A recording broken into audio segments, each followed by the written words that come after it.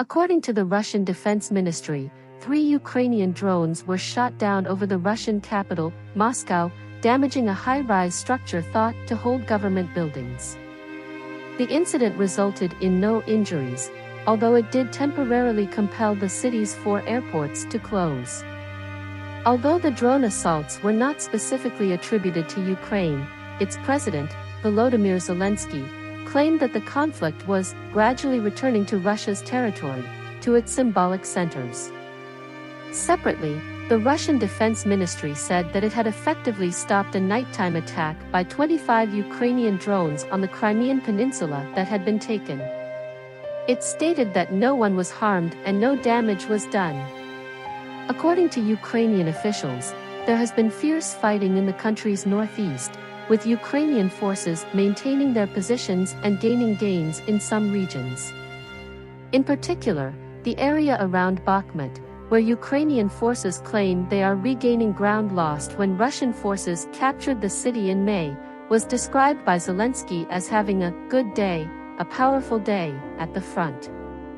According to officials, a Russian attack in the northeastern Kharkiv region started a fire at a non-residential building but had no fatal consequences.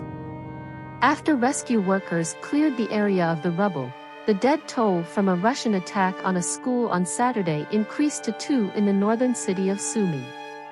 Ukrainian Deputy Defense Minister Hanna Maliar said Russian forces were trying to drive us out of elevated positions in the northeast, occupied by Moscow after its full-scale invasion, but retaken later by Ukrainian troops.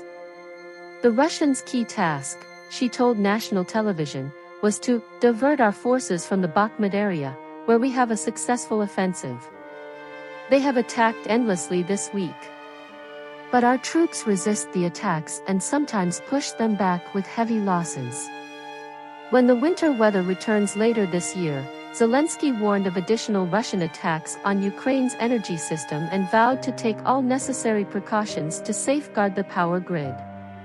In its daily report on military action, the Russian Defense Ministry claimed that its forces had located and launched rockets to destroy an armored brigade of Ukrainian soldiers close to Svatov, a significant Russian-held town in northeastern Ukraine.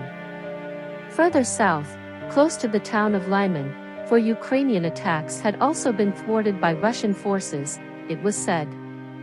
Thousands of Russian soldiers from the Wagner Group are currently stationed in central Belarus, according to the United Kingdom's Defense Ministry, and the majority of the vehicles carrying the soldiers are trucks and minibuses rather than armored combat vehicles.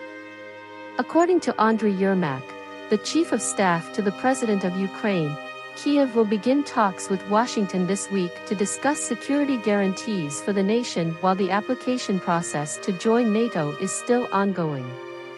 The discussions are a follow-up to commitments made by the G7 at the NATO summit earlier this month in Lithuania. Yermak also claimed that representatives from a number of nations were getting ready to meet in Saudi Arabia to talk about Zelensky's peace plan for Ukraine, which is predicated on the withdrawal of all Russian forces. The Ukrainian peace formula contains 10 fundamental points, the implementation of which will not only ensure peace for Ukraine, but also create mechanisms to counter future conflicts in the world, Yermak said in a statement.